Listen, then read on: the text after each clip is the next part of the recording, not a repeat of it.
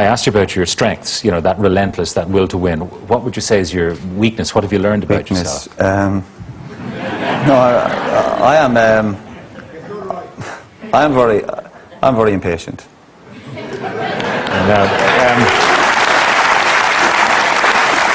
When it comes to Ipswich, that might be a bit of a problem, you know. Well, it might be, and that's something I'll have to deal with.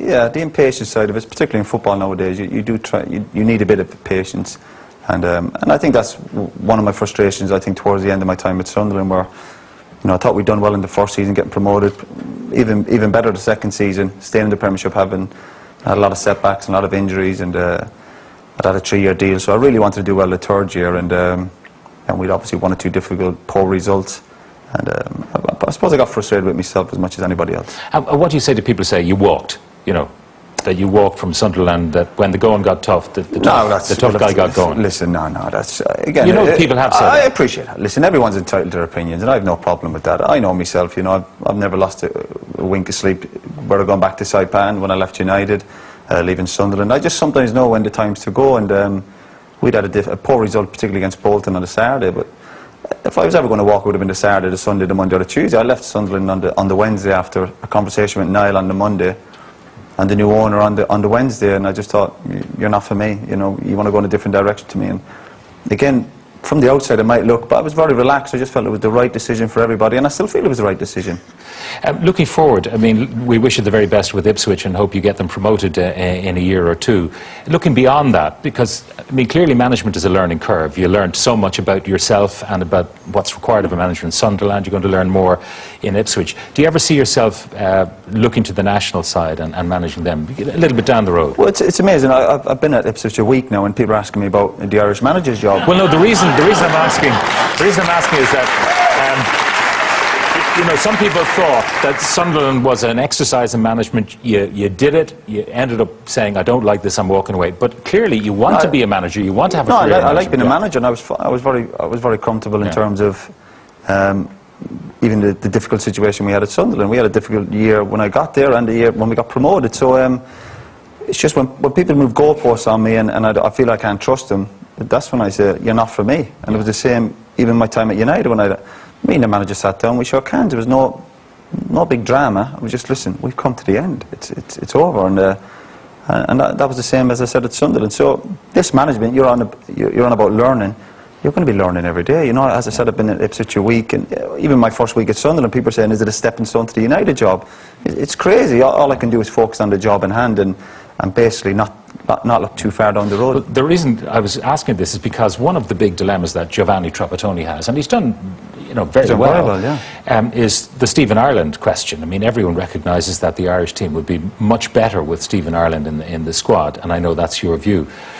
How would you go about persuading your fellow Cork man to play for his country? Well, it's very difficult. I think it's dangerous for me to be second-guessing what's going on there. I've never met the lad Ireland. I don't know his background. I don't know the reasons for not playing, and I'm pretty sure the manager, Mr. Trapattoni, has made an effort.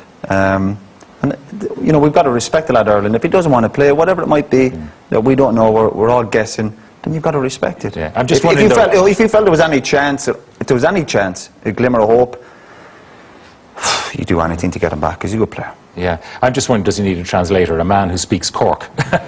well, the lad Ireland's from Cove, you know. I'm from Cork. It's slightly different, but I know what you mean. But you know what I mean, with someone who... Yeah, I appreciate that. No, if I was at his club team and I thought I could, you know, if I ever bumped into him in the street, you know, my advice would be, it is a short career, you know, it is over before you know it. But also, he might sit down and say, "These are the reasons I'm not playing." You go, "Well, I understand that as well." Yeah, of course. As much as we all scratch our head at wondering why people make decisions and facility reports through the media of why a player might be doing something, we really don't know until you spoke to the lad. Yeah, you seem very much at peace with yourself at the moment. You know, in a good place. I always am, Pat. I just sometimes, again, there's, you know, I grow a beard. People think I'm depressed. You know, it's amazing. Me and my wife and my kids, we laugh at whatever that might be out there about me. In Sunderland, on the touchline, you didn't get rattled. You didn't shout and roar at the fourth official. You didn't, you know, you didn't jump up and down. And people were saying he's in the Zen mode, you know. and someone said to me that you're doing yoga as well. No. So, you know, No, I done yoga when I was a player, when I had a few injuries. But no, I made a conscious effort when I became a manager not to be ranting and raving on the sideline. I just think it looks bad. It doesn't do any good for the players. I know that for a fact.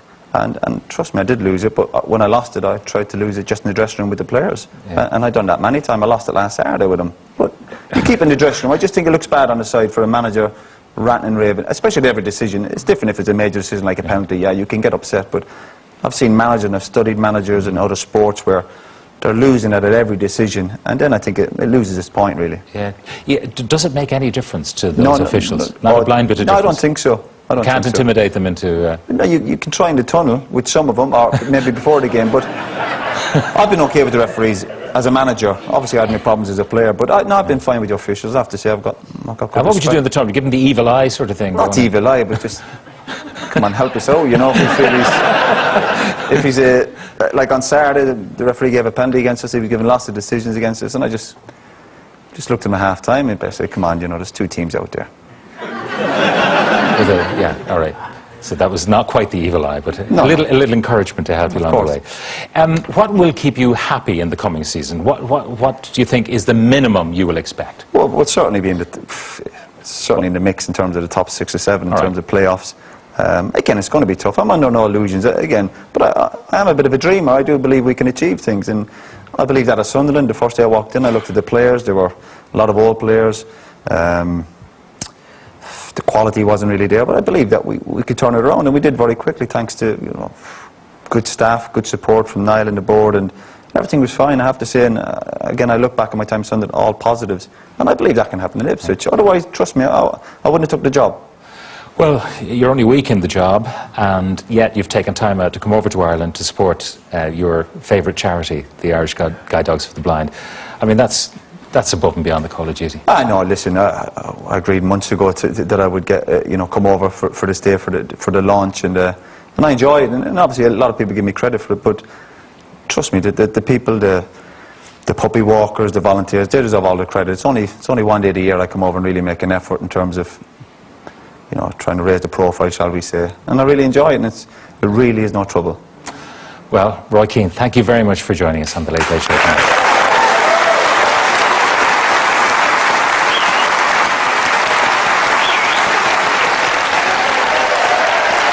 And for people who want to support Roy's favourite charity, the Irish Guide Dogs for the Blind, their Specsavers Shades campaign, that's going on at the moment. If you want to help there, all you do is text the word SHADES to 51444 and